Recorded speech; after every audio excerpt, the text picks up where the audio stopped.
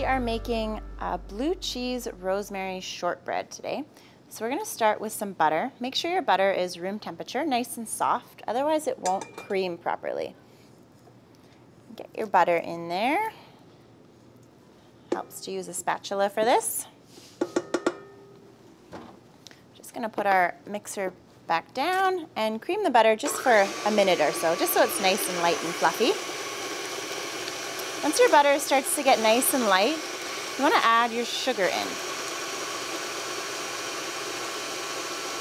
Carefully.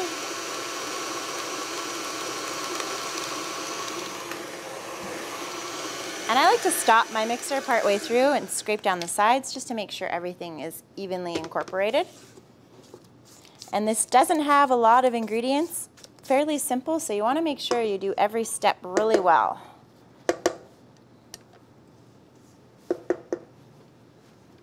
And lock your lid back in place.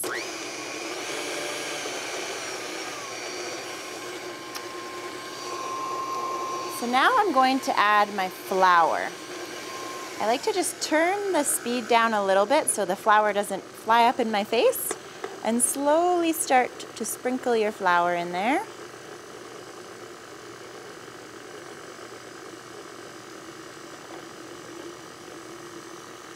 Once all your flour is in, you want to mix it for about 3 minutes. I'm just going to stop it for a second and scrape down the sides again, make sure everything's incorporated.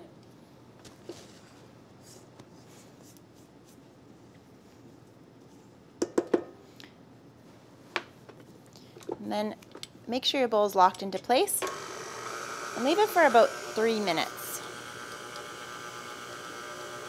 So my flour, butter, and sugar has been mixing for about 3 minutes now.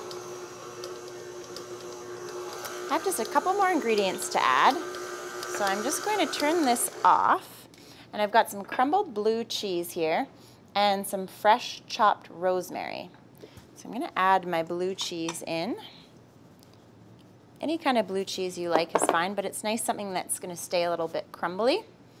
And fresh rosemary. And just mix that together.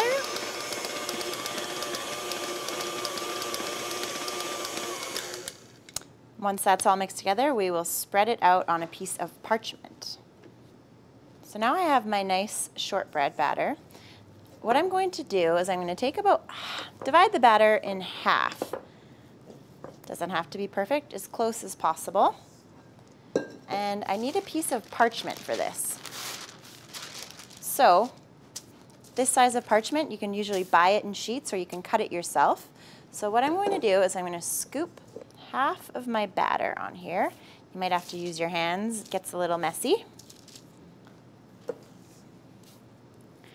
They're the best tools in the kitchen. So there we go.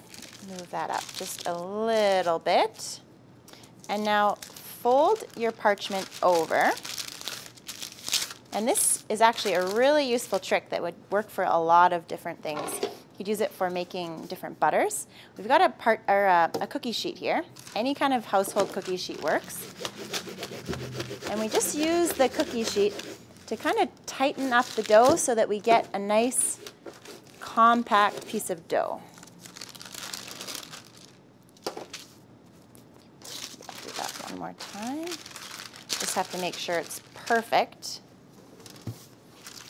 So you want to hold on to the bottom of the parchment and just use the cookie sheet to make sure the dough is nice and round and perfect, just like that.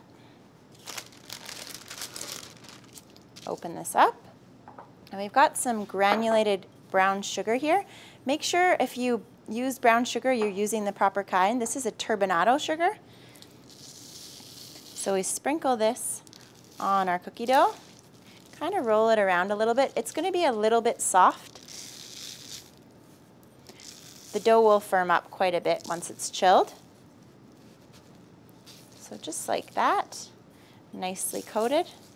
And this cookie is really delicious because it's kind of sweet and savory at the same time. And then just roll this up. You can get rid of excess sugar if there's too much sugar in there.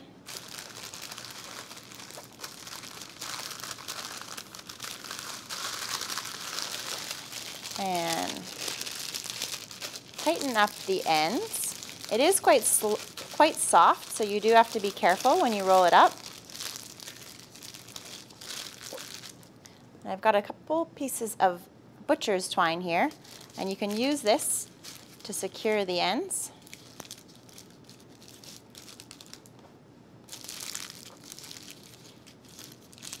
Just like that. You could tie a nice little bow if you want to give it away as a gift, but that's it. So you can chill this and then slice it up and bake it. You could also keep it in your freezer. Visit atcoblueflamekitchen.com for more tips.